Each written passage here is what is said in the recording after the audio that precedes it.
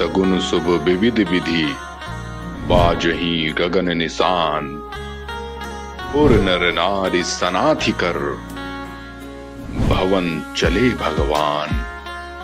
राम मंदिर का इतिहास जानने की इस कड़ी में हम अब आपको बताएंगे कि आज़ादी यानी 1947 से 1980 के बीच क्या हुआ। साल 1947 में देश आज़ाद हुआ। बंटवारे का जख्म ताजा था। हिंदू और मुसलमानों के बीच नफरत इस समय चरम पर थी। आज़ादी के बाद राम मंदिर की मांग भी जोर पकड़ती है। दिसंबर 1949 में अयोध्या में 9 दिनों के रामचरितमानस पाठ का आयोजन किया जाता है। इस आयोजन में गोरखनाथ मंदिर के महंत दिग्विजय नाथ भी शामिल हुए। ये वही दिग्विजय नाथ हैं जिनकी विरासत बाद में योगी आदित्यनाथ को मिली, जिन्हें मुख्यमंत्री आदित्यनाथ दादा गुरु कहते हैं। फिलहाल कहानी पर वापस लौटते हैं। 22 और 23 दिसंबर की रात मस्जिद में भगवान राम की मूर्तियां मिलती हैं। आरोप हिंदुओं पर लगता है। कहा गया कि उन्होंने मूर्तियों को विवादित स्थान पर चोरी चुपके रखा था। 23 दिसंबर की सुबह मस्जिद में रामलला की पूजा शुरू हो जाती है। हिंदू वहां पूजा और दर्शन करने पहुंचते हैं तो मुस्लिम विरोध करने। मामला फिर कोर्ट पहुंचता है। ये वो दौर था जब देश में संविधान लागू नहीं हुआ था।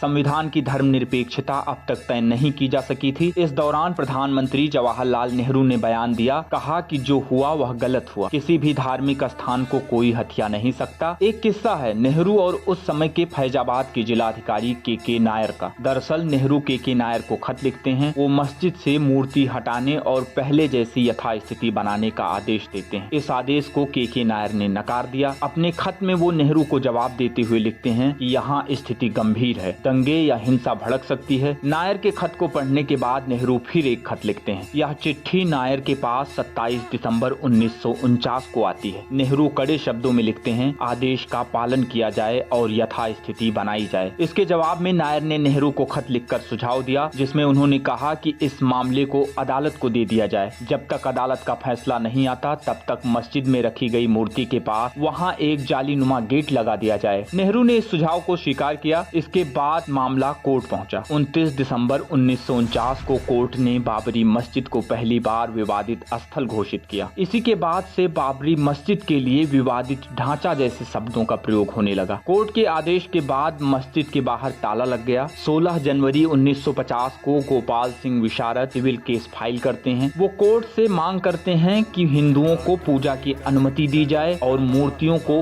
उस जगह से न हटाया जाए, लेकिन कोर्ट ने इस अपील को खारिज कर दिया। साल 1959 में निर्मोही अखाड़ा एक बार फिर पिक्चर में आता है। निर्मोही अखाड़ा कोर्ट पहुंचता है। अखाड़े ने इस बार केवल राम चबूतरे की ही नहीं बल्कि पूरे 2.77 एकड़ जमीन का हक कोर्ट से मांगा। इसके 2 साल बाद सुन्नी वक्फ बोर्ड ने भी कोर्ट में केस दायर किया। वक्फ ने मुस्लिम का पक्ष रखते हुए केस फाइल किया और कहा कि यहाँ पहले मस्जिद थी और अब भी मस्जिद है। इसके बाद अगले 20 से 25 साल तक कोर्ट में केस चलता रहा। इसके आगे की कहानी हम आपको अगली कड़ी में सुनाएंगे। ओहि सगुन शुभ विविध विधि, बाजही गगन निशान।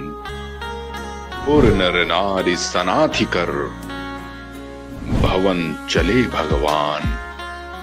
राम मंदिर का इतिहास